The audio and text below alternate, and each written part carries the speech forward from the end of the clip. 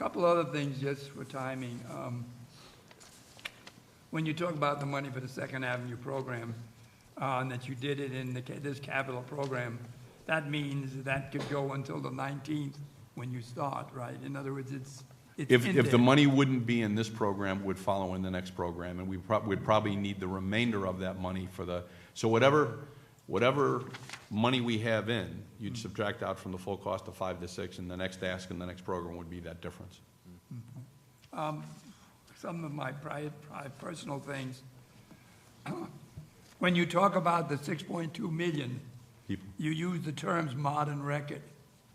Does that mean that in 1939 there were more people riding? Very possibly so, and the reason we're reasonably certain that's the case is that average car ownership per household was much lower than it is today. I'm a baby boomer, but I didn't live through pre-war, post-war as many people may have, like my parents did, and the ridership decreased as car registration increased. Yes. So we have reason to believe that in the peak of the late 30s or 40s, just before the war, it's possible more than 6.2 million rides a day were being taken on the subway system. They used to get it on 4th of July, going out to the beaches, and they would get over a couple of million. The other problem, of course, that I always like is that you have less trackage now than you did back in 1939. Yes. And that's the reason you probably had more. And that goes back, and I'm glad you said that the Second Avenue subway was first planned in 1929. And someday we may get it finished. Thank you, Senator. Thank you very much. Senator Golden. Thank you very much, Madam Chair. Thank you very much, Madam Chair.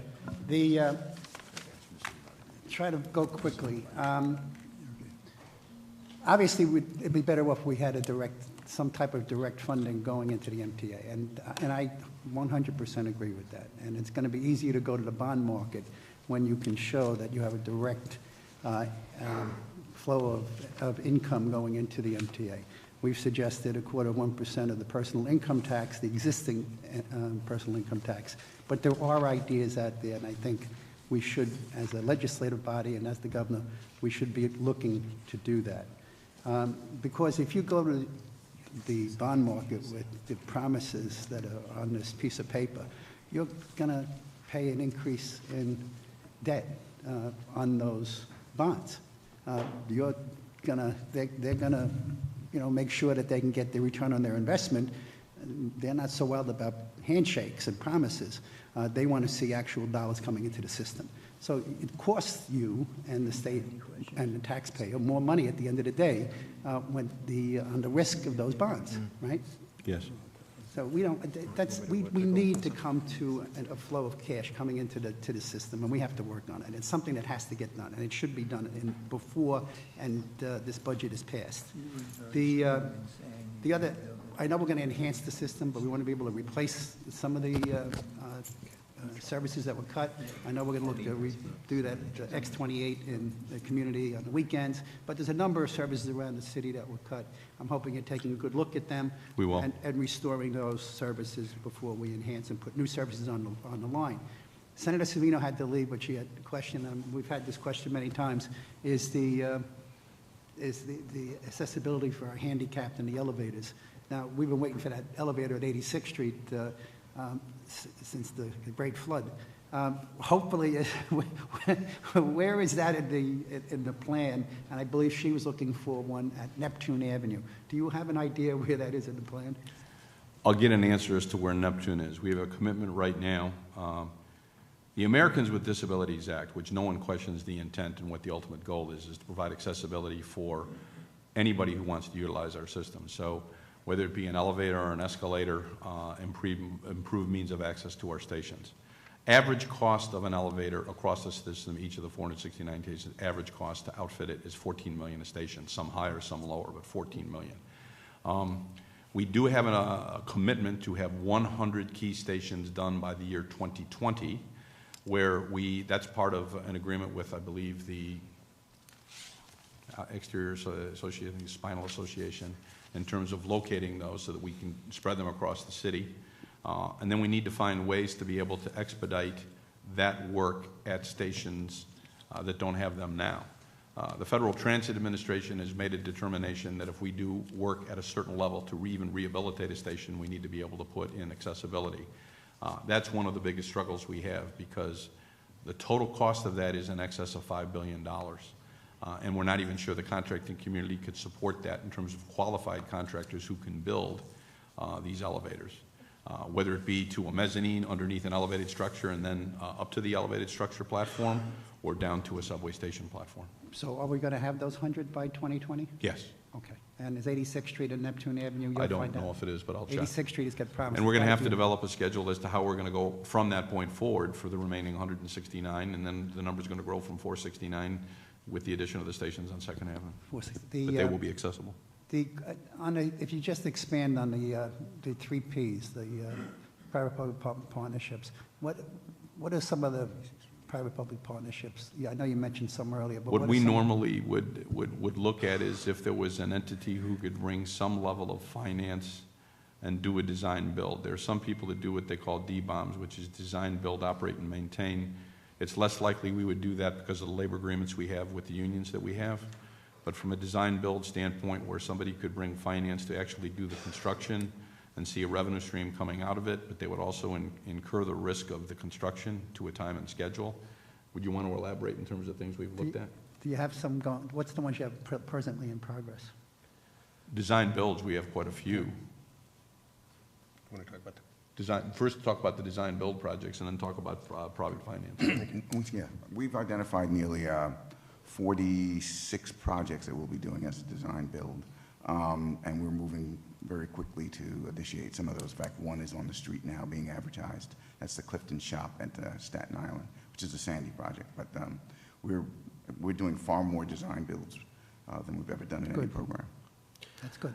And I would say one of the recent, very successful public-private partnerships where there is financing is Transit Wireless operation of putting cellular and Wi-Fi into our stations. And that is going to be a key for many of the things that we want to do in terms of enhanced service for our customers. But it's privately financed, and they're putting it in, working together with MTA Workforce.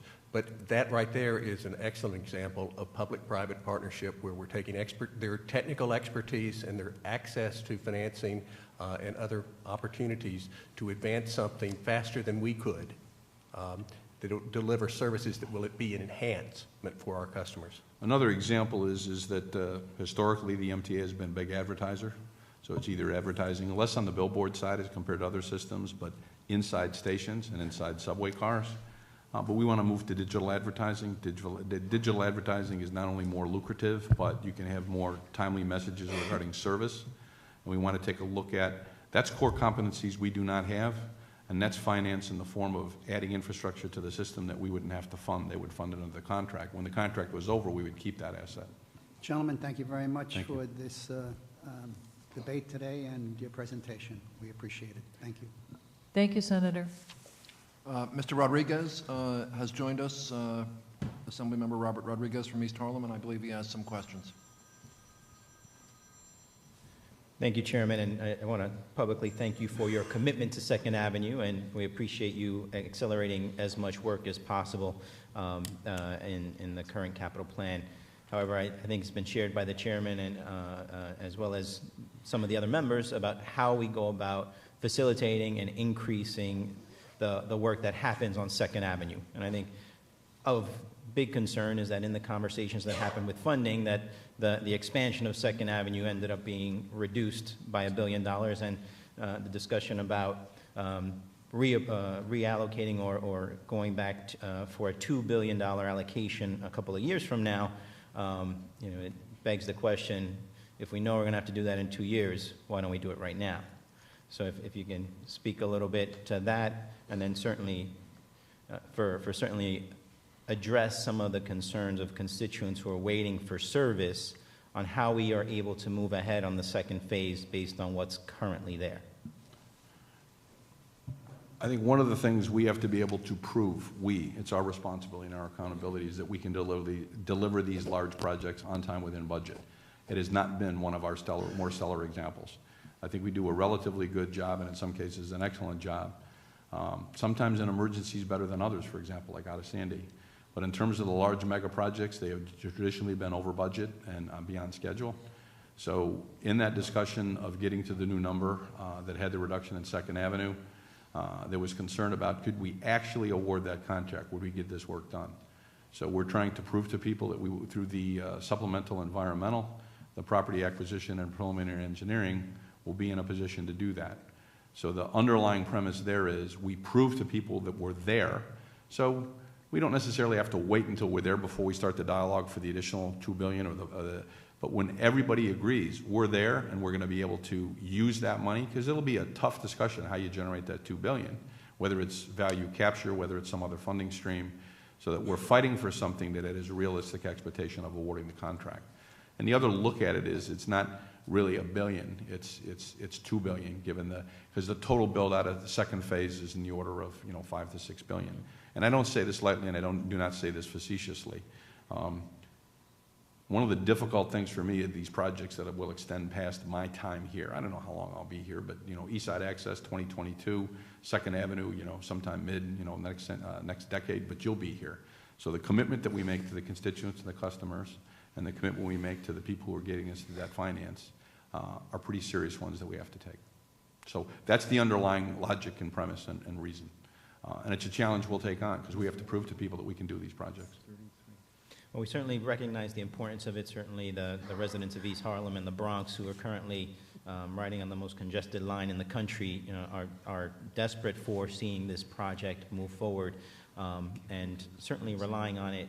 I like to share the number. At least 80% of my constituents rely on public transportation to get to and from work and go about their lives. So it's a vital necessity and one that we don't take lightly in terms of making sure that the investments for MTA arrive equitably to our communities, particularly those who rely on it so heavily.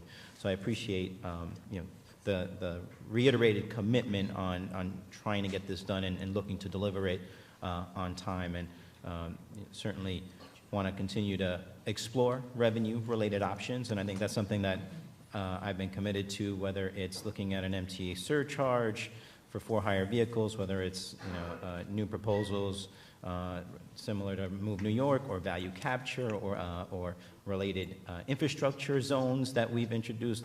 We are committed to making sure that there's reliable increased funding for MTA.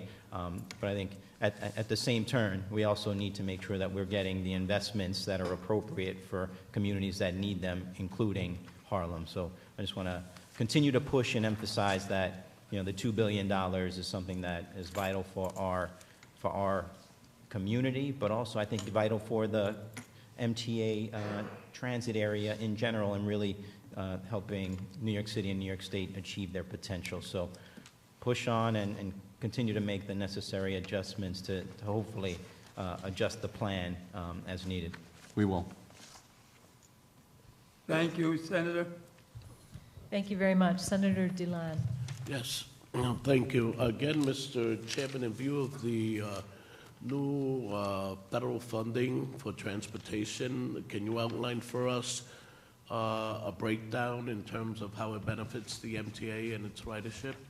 I'll start, and then I'll let Craig go to a greater level of detail, but the MAP 21 funding provides some new revenue sources in terms of capacity increases. So for systems that are pretty well-established systems where we're trying to add additional capacity so we can run more trains or additional services, I think the legislation supports that. So we're seeking funds to add substations on the L line. The signal system would actually enable us, if we had the power, to run more trains per hour. So that's an example of where we're going to try to take the benefits of that legislation, make investments, because we'd like to get closer to 30 trains an hour. We're not there now. I think we're 21, 22 trains an hour. The signal system can provide more, but we need to have a power system to be able to do that. Do you have any other examples? Sure. Yeah, New Starts money, which we will apply for Second Avenue. That's a source. It was a source for the first phase, and we intend on starting that process as soon as we begin the EIS and the environmental assessment and the preliminary engineering. So those are two sources that we've traditionally relied on, and we'll continue to go after those. With regard to the core capacity, we recently received a high rating for for our substations on Canarsie. So we feel pretty confident we're going to get core capacity money. And with respect to your contactless fare program, what is the timeline on that for implementation? We want to go out in the street any day now with a request for proposal to replace the existing MetroCard system with a new system that would not only accommodate the needs of the subway riders, but the commuter rail riders and people who use other parts of the transportation network. We're not responsible for the infrastructure, like for PATH, for example, or other private bus systems, but we'd like a fare system that could be as seamless as possible. So, and we also want to accelerate the delivery. The governor has asked us specifically to try to bring new technology into the system on a faster time frame. So where we can go to mobile ticketing, where we can go to electronic fare payment of fares across not only all elements of our network, but the other transportation network.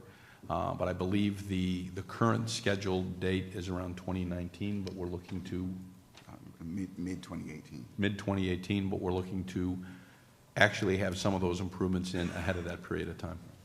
Right. And it's, when I say it's challenging, we got 469 stations, but if you call, within each station, you have a number of control areas where you have fare turnstiles, and so we have to accommodate all those. But it's a very aggressive schedule, but we believe we can meet it. All right. And my final question is the proposal on Move New York. I'm not asking for your position, but I'm sure you've read the plan in terms of the revenues that it would allegedly raise for your system. Do you agree with those numbers? And would it actually reduce tolls on the other bridges that under your jurisdiction? At the risk of discussing one of a number of different alternatives, which there's some risk, because some people, not you, but some people say that we're an advocate of that. It is one of the revenue sources that's out there, so that's one data point. Second data point is that the way it's constructed, the idea is to make sure there's enough finance to take care of not only a possible revenue stream for the MTA and transportation improvements for the region, but the maintenance of those facilities as well. Now, in terms of bridge and tunnel facilities that we have the responsibility for, it's our responsibility to make sure that we're not only collecting fares that generate revenue for the system, but care for the state of good repair of those structures. We're making investments in the hundreds of millions of dollars, probably $1 billion in the Verrazano Narrows Bridge to have it live another 50 years. It's 50 years old now. And that's very important because how do you replace that asset? So one of the questions that is a very, very serious rhetorical question is that as the plan puts new tolls on bridges that do not have them, lowers tolls on other bridges that currently have tolls, and you subtract out the need for infrastructure maintenance, repair, and state of good repair, and you identify that funding stream, what's the funding stream left for other uses? And that's one of the issues that has to be gone through an exhaustive way before one can say this particular alternative will generate this amount of revenue. And I don't believe we've done that. We collectively have done that review. Right. Thank you very much. Thank you. Assemblyman Kaminsky. Thank you. Hello, Chairman. How are you? Very good. I represent the South Shore of Long Island, and almost each of my communities relies on the Long Island Railroad to get into work. And I've recently received a great influx of complaints from my constituents, and I'd like to read you one of the emails that I got recently from a resident of Oceanside whose name I won't mention, but I think it's fair to say is a pretty representative email. I just want you to hear what I'm hearing, then I'll ask you for comment. It says, "Dear Assemblyman Kaminsky, I'm writing you to find out what, if anything, can be done with regards to Long Island Railroad service issues. As I'm sure you are aware, the service on the LIRR can be considered nothing less than atrocious. 4 evening commutes this week alone have had service issues, including a 40-minute delay home yesterday on the Long Beach line, and trains have been canceled from Penn Station to Long Beach today. The LIRR continuously puts monthly metrics of their on-time performance, which I find unbelievable. I'm curious how they define this. If they need to modify the schedule for mechanical problems, are the trains that are canceled not counted on this on-time performance? I am writing as a frustrated commuter and constituent. Thank you." So I obviously with, I guess, the storm, but among other things, I've heard a rash of these complaints lately, and I just wanted to ask you what you're seeing, how they're being addressed, and what I could tell my constituents about how we could try to alleviate those concerns. As you probably know, I ran the Long Island Railroad for 6 years, and it is the most challenging operational aspect of the MTA system. It is what it is. I'm not using that as an excuse, but the 7 different branches feeding a main line require a very high level of control in terms of how you handle delays on branches and how they affect the main line, especially going in. And then we've got the added problem of 3 different entities trying to use 21 tracks at Penn Station. The recent past 4 or 5 months have been extremely troublesome. We've had a number of very bad rush hours on a Friday. One of the worst things you can do, there's an adage in this business, you're only as good as your last rush hour, you're only as good as your last snowstorm. And we've had bad last rush hours, we've had bad last snowstorms. So, and I don't say that in a facetious way, I say that in a very serious way. Because people come to depend on that service. So, where there are issues that are totally within our control, like the reliability of the equipment, which is the rolling stock, the reliability of the track, which we control, I'm making sure, and Pat Nowakowski, the president of the railroad, is making sure that we're doing what we need to do to control those. We also need to accelerate. It's the only entity that has very limited control in one place to see how the railroad at large is doing. There were plans in the past to put in a centralized traffic control system that were put on suspension. We need to revisit those and accelerate it. So from one centralized location, we can see how the system is running and take actions. With respect to Penn Station, that's an ongoing dialogue with both Amtrak and NJ Transit. A week ago Friday, we had an exceptionally bad rush hour. We had a train with a mechanical problem in line 3, had to bring it back into the station. At the other end of that particular complex, in what we call the North River Tubes, Hudson River Tubes, we had a broken rail. And so the conditions inside Penn Station were nothing short of terrible. You had crowding of people. We had to actually limit people entering the station. And people's rush hours were, at the end of a very long work week, unduly affected. We got things relatively back to normal by 7, but the damage was done. So the level of tolerance we have on that particular organization is far less than others. It's my responsibility and Pat Nowakowski's responsibility to make sure we limit those, eliminate them if possible, or limit them. We're aware of it. We understand it. We see some of those same complaints, but you certainly have seen an increase in the recent past. Okay, well, please, continue to focus on that and let me know how I and my colleagues in the surrounding area can be partners with you to get the necessary things done so our commuters have the quality of life that they bargain for. Well, the one area that is glaring for us, and even I've had to go through a paradigm shift, is 40 years ago when I started in this business, you didn't even have beepers. So a system delay, as serious it may be, the only people who saw that were the people that were affected, not the people outside that. We've gotten to a point in time now with Twitter and with tweets and the ability for people to communicate. If we don't fill vacuums of information with respect to what's going on, what's being done to accommodate the customers, their level of frustration skyrockets, and they'll rely on others to try to determine what's going on. That's unacceptable, and we control that. So we need to do a better job of assessing what the nature of the problem is, communicating it clearly, and letting people make a choice. As you know, in Long Island, what some people will do is say, you tell me you got problems at Penn Station, I'll go to Atlantic Terminal. I'll take the subway down to Brooklyn, and Sure. I'll get out that way. But absent our giving them that information, they can't even make that informed decision. That's our responsibility, no one else's. Okay, thank you. Chairman, can I ask one quick additional question? Yeah. Thank you. One item that I hear frustration from customers about also, and that pertained to a bill that my predecessor Harvey Wiesenberg carried and then I carried, is about penalties people incur for unused tickets. They just want to get a refund and they don't get the money back that they put in. Is that something that you're open to talking about for customers? They just see it as an issue of fairness. They don't use it by the date it expires. They want to go bring it in and they're not given the money back that they paid for it. And obviously I understand that means a loss of revenue, but there's also, I think it adds to the level of frustration about the authority. Yes, and we will talk about it. I mean, one of the things we want to protect against, and we got to be careful because we don't want the percentage of abusers unduly affect the people who are not abusers, okay? And the responsibility of the crews to lift tickets and make sure that we verified everybody's got a paid ride is ours. When we move to a new fare payment system, we may be able to alleviate some of these so that we don't have that issue. And it's something we're sensitive to. And the reason we have to do it, earlier in my testimony I talked about the riding patterns of today are vastly different than they were even when I was president of the railroad. The number of people, the number of commuters, the percentage of commuters in Long Island that commute Monday through Friday on the traditional work trips is changing. There's a greater percentage of people that are either taking more time off or working from home, and they're not commuting in. So the weeklies and monthly commutation tickets are going down. They're buying, singles. They're buying 20-ride tickets. And this issue of leftover tickets and leftover value is one that's very sensitive to them. Okay, So well, yes, we'll discuss it. Great, I'd like to work with you on that. Thank you. Thank you. Thank you, Senator. Senator Krueger to close. Okay, so we have gone from the macro down to the micro.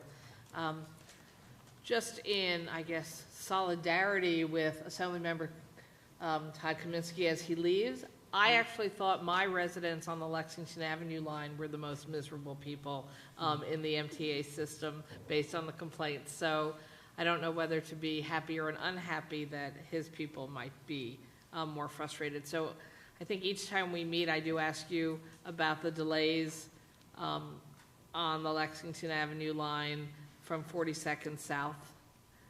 Is life getting better ever? Earlier in my life, I was told the phrase that maybe you've heard, that all politics are local, all service issues are local. And for people who ride the system and ride the line, if the service is bad, that's what their perspective is. So we have some lines that do better than others, but certainly Long Beach is an issue. Elements of the Long Island Railroad, but the Lexington Avenue line is. There are times that we all actually probably we're scheduling the maximum number of trains we can actually schedule. And if there are no delays, no problems at a particular platform, nobody falls off a platform or jumps in front of a train, the system runs relatively well. But when one of those other elements enters the fray, it doesn't run that well. So we're going to be making improvements with the $250 million that we're going to get from the SL Green sale in Midtown East, and that was a good relationship with the city to do that. We're making specific improvements to the Grand Central New York City transit level, okay, to try to improve passenger flow and try to improve the speeds at which people can board and alight trains. But the other thing that's happening is, for years, the maximum load point, the point at which the most people are on a train was 42nd Street. That's moving south to 14th Street right now.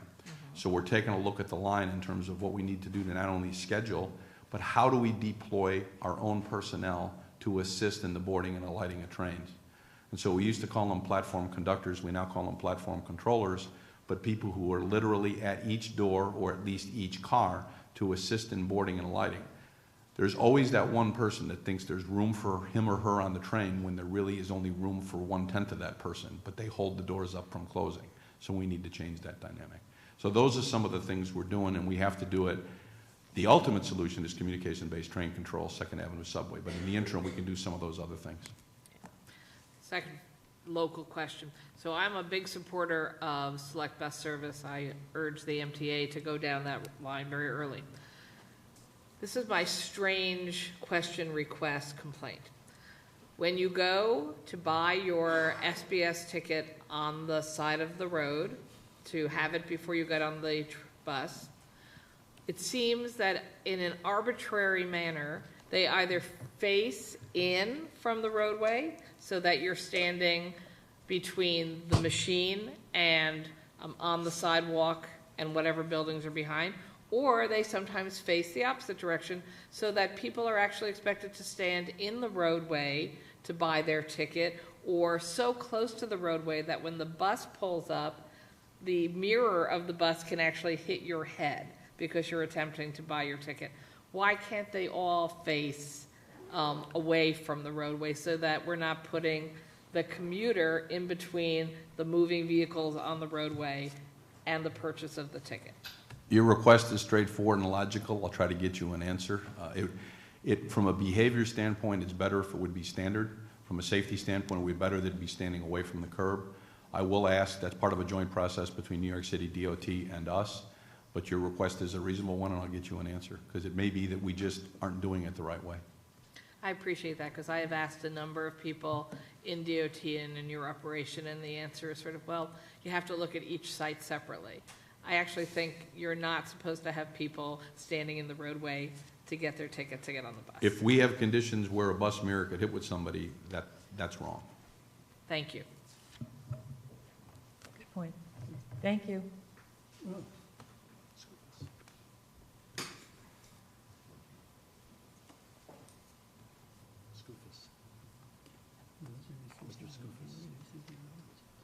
Assemblyman Skoufis. Okay.